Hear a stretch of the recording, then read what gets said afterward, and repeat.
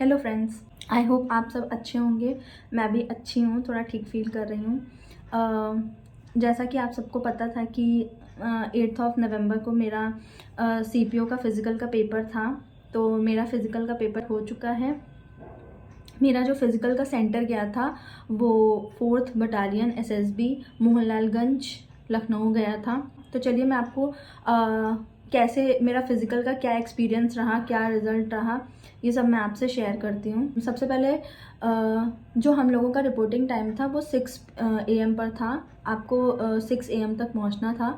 तो मैं वहाँ पे 5:40 पे पहुँच गई थी। जैसे ही मैंने एंट्री करी, वहाँ की जो कह सकते हैं वहाँ की जो स्टाफ थी, उन्होंने मेरा पहला ही एक्सपीरियंस बहुत ख़राब हो गया था।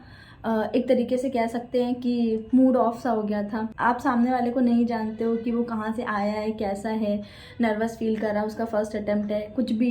बट वहाँ की स्टाफ थी, मेरे नाम को लेकर उन्होंने मुझे डांट दिया। फिर मेरा थोड़ा सा हो गया, बट फिर भी मैंने अपने आप को थोड़ा सा कूल डाउन किया। फिर मैं आगे गई। तो सबसे पहले हम लोगों का जो पेपर वर्क हुआ उसमें सारा फॉर्म वगैरह फिल कराए गए। फिर इसी में फॉर्म वगैरह तो 6 बजे से लेकर 8 बजे तक हम लोगों के फॉर्म फिल कराए गए। इसके बाद 8 बजे तक हम लोगों के फॉर्म वगैरह फिलअप हो चुके थे, वेरिफिकेशन हो चुका था, बायोमेट्रिक हो चुका था, और जो भी था सब एडमिट कार्ड वगैरह सब सबमिट हो चुका था। जिस दिन मेरा पेपर था उस दिन लड़कियां बहुत कम थी।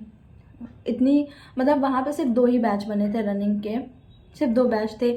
और जो ग्राउंड था, ग्राउंड से कुछ दूरी पर बस से बच्चों को ले जा रहे थे, और वहाँ से वहाँ पे फिर रनिंग हो रही थी 800 मीटर्स की, और 100 मीटर रेस जो थी वो वहाँ से ग्राउंड पे जाना था।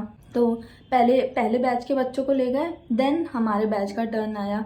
अब मेरे तो फिंगर्स क्रॉस थे, मुझे बहुत ज़्यादा डर लग रहा था, मैं बहुत ज़्यादा नर्वस हो गई थी। मुझे भी नहीं पता कि मैं क्यों इतना नर्वस हुई, बट बहुत ज़्यादा नर्वस मैं हो गई थी। इसके बाद हम लोगों को वहाँ पे ग्राउंड पे ले गए। ग्राउंड पे जैसे ही हम लोग पहुँचे, वहाँ पे पहले बैच का रनिंग चल रहा था। वहाँ पे काफ़ी सारी लड़कियाँ बाहर हो चुकी थी। अब फिर हम लोगों को वहाँ पे ले जाया गया। हम लोगों ने जितना भी यूट्यूब वगैरह से सीखा था, देखा था, वहाँ पे उन्होंने रोड का कुछ मैंने ऐसा देखा ही नहीं था। मुझे नहीं पता था कि रोड कैसी होगी, क्या होगी। और मैं जहाँ पे जाती थी करने, वहाँ की रोड मैं सॉलिड रोड पे करती थी, और वहाँ का रोड जो था वो बहुत अलग सा था, RCC का रोड था, और काफ़ी ज़्यादा कह सकते हैं अनइवन था। अब वहाँ से हम लोगों को दौड़ा दिया गया। जो हम लोगों का पहला था वो 800 मीटर्स रेस ही था, और उस 800 मीटर के रेस में ही मैं बाहर हो गई थी। अब मुझे अभी समझ में आ रहा है कि मैंने क्या गलती करी। मैंने स्टार्टिंग में ही बहुत तेज़ से मैं स्टार्टिंग में ही बहुत तेज़ से भागने लगी थी, जिसकी वजह से 200 250 300 मीटर पे जाके मैं पूरी तरीके से एग्जॉस्ट हो चुकी थी।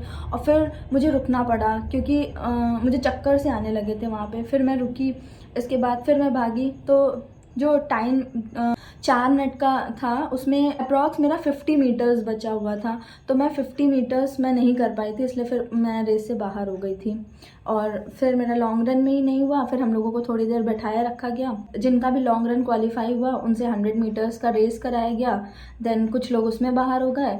और हम लोगों का तो ऐसा था कि जो हाई जंप और लॉन्ग जंप था वो सब बहुत तुरंत हो रहा था। मतलब गैपिंग बिल्कुल थी नहीं, क्योंकि बहुत कम बच्चे थे, तो कुछ गैपिंग ही नहीं था। आप लास्ट तक पहुंचते पहुंचते बहुत ज़्यादा एग्जॉस्ट हो चुके हो। मैंने सिर्फ 1 महीने मेहनत करी थी अपने फिज़िकल के लिए। मुझे लगा था कि मैं कर लूँगी, बट मेरा नहीं हुआ। यहाँ का एक्सपीरियंस और वहाँ के एक्सपीरियंस में बहुत बहुत ज़्यादा डिफरेंसेस थे। तो बस यही था मेरा फिज़िकल का एक्सपीरियंस। जिनका आगे फ्यूचर में है, या जो CPO का जिनका ड्रीम है कि वो CPO में जाना चाहते हैं, दिल्ली पुलिस में जाना चाहते हैं, तो उनके लिए सबसे इम्पॉर्टेंट जो मेरी तरफ से सजेशन रहेगा वो यही रहेगा कि आप जिस दिन से आप पेपर देकर आए हो और आपको ऐसा लग रहा है कि आपने अच्छे मार्क्स गेन कर लिए हैं, आप उनसे आपका प्री क्वालिफाई हो जाएगा, आप उसी दिन से प्रैक्टिस करना चालू कर दो, ताकि आप एटलीस्ट डेट तक आते आते आपकी रनिंग अच्छी हो जानी चाहिए। क्योंकि रेस सब कर लेते हैं, मेरा ऐसा मानना है कि रेस सब कर लेते हैं, लॉन्ग रन भी हो जाता है। बट जैसे अगर 4 मिनट का टाइम अगर है, तो आप कोशिश करो कि आप 3.5 मिनट या 3.25 मिनट में उसे कंप्लीट कवर कर लो। क्योंकि वहाँ का कैसा क्या रहेगा आपको कुछ भी नहीं पता कि वहाँ का कैसा एटमॉस्फेयर होगा या कैसे वहाँ के लोग होंगे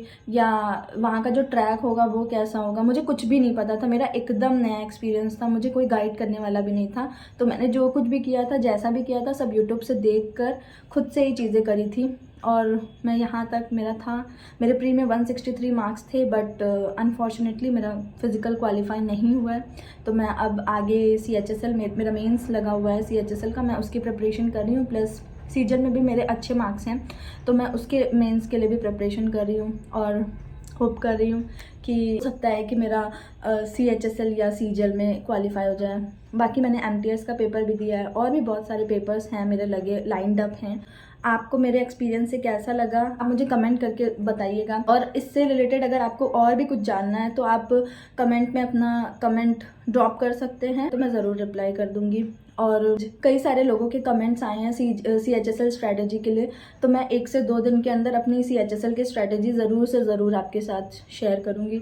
तब तक के लिए बाय बाय, अच्छे से पढ़ाई करते रहिए। तो मिलते हैं नेक्स्ट वीडियो में, तब तक के लिए bye bye, all the best.